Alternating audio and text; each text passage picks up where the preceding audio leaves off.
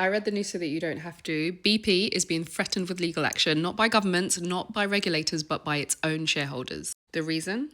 BP refused to let them vote. Yes, one of Britain's biggest companies is being accused of blocking its own shareholders from asking questions. So what exactly is going on here? As you can see from the headline, it says green investors threaten BP with legal action over rejected resolution. So what happened is a group of investors, including institutional funds and retail shareholders, filed a proposal asking BP a fairly simple question. What happens to shareholder value if oil and gas demand declines in the future? Basically, what they're saying is, what's the plan if the energy transition accelerates? Totally normal shareholder question, right? Except this time, BP refused to include the proposal in its annual meeting vote. So let me give you the breakdown. The proposal was organised by Dutch climate investor group called Follow This, and it was backed by 16 institutional investors. They submitted a resolution that met the formal filing threshold required under UK corporate governance rules. Normally, that means that the company must allow shareholders to vote on it at an AGM,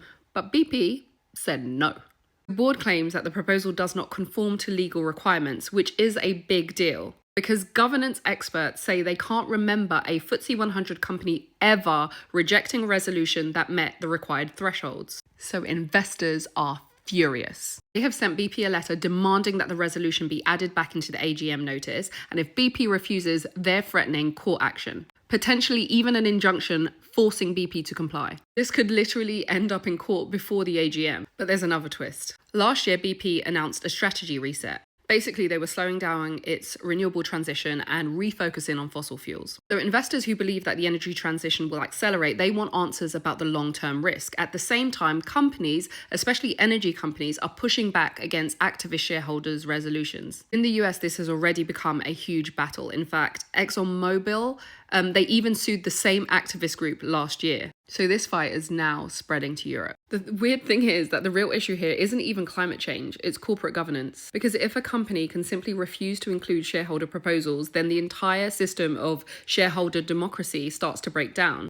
One investor said, look, if BP gets away with this, every company might try it. And then that changes the balance of power between boards and shareholders. So this isn't just a story about oil, it's a story about who actually controls public companies. The shareholders who own them or the boards that run them. And who knows, BP's AGM next month might end up deciding. So stay tuned to find out.